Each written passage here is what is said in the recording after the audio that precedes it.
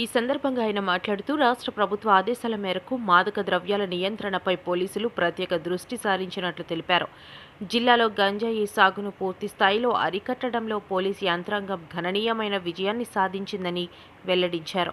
ముఖ్యంగా ఒడిశా రాష్ట్రం నుంచి గంజాయి అక్రమ రవాణా జరుగుతున్న మార్గాలను గుర్తించామని చెప్పారు. జోలాపుట్, మూలాపుట్, పనసపుట్, బొంగాపుట్, లక్ష్మీపురం, బరద, లబ్బూరు, జైపూర్ ప్రాంతాల మీదుగా గంజాయి తరలింపులు జరుగుతున్నట్లు గుర్తించి ఇప్పటికే 2-3 కేసులు నమోదు చేసినట్లు తెలిపారు. గంజాయి వంటి మాదక ద్రవ్యాలు భవిష్యత్ తరాలపై తీవ్ర ప్రతికూల ప్రభావం చూపుతాయని ఆయన ఆందోళన వ్యక్తం చేశారు.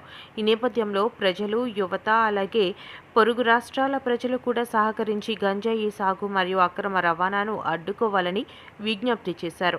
ఒడిశా రాష్ట్రం నుంచి జరుగుతున్న అక్రమ రవాణాను అరికట్టేందుకు ఆంధ్రప్రదేశ్, ఒడిశా రాష్ట్రాల పోలీసు విభాగాలు సమన్వయంతో పనిచేస్తున్నాయని డీఎస్పీ అభిషేక్ తెలిపారు.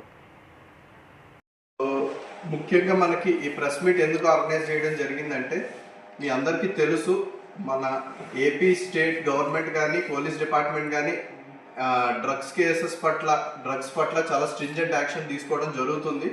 సో దాంట్లో భాగంగా మనం జీరో కల్టివేషన్ అయితే అచీవ్ చేయగలిగాము ఏఎస్ఆర్ డిస్ట్రిక్ట్లో. సో కన్జంప్షన్ విషయంలో కానీ ట్రాన్స్పోర్టేషన్ విషయంలో కానీ అన్నిట్లోనే చాలా స్ట్రాంగ్గా ఉంటున్నాం.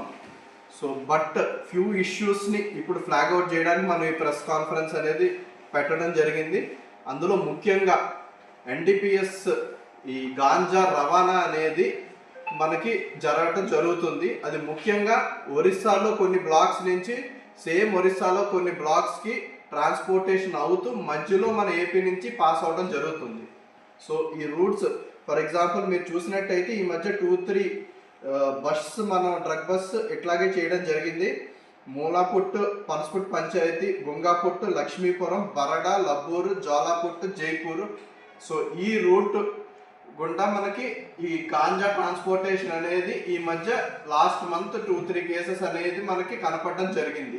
సో దీని ప్రకారం ఏపీ పోలీస్ అయితే చాలా స్ట్రింజెంట్ యాక్షన్ మనకి తీసుకోవడం జరుగుతుంది. అట్ ద సేమ్ టైం మా నైబరింగ్ స్టేట్స్ కానీ వాళ్ళతో కోఆర్డినేషన్ కూడా మేము కంటిన్యూ చేయడం జరుగుతుంది.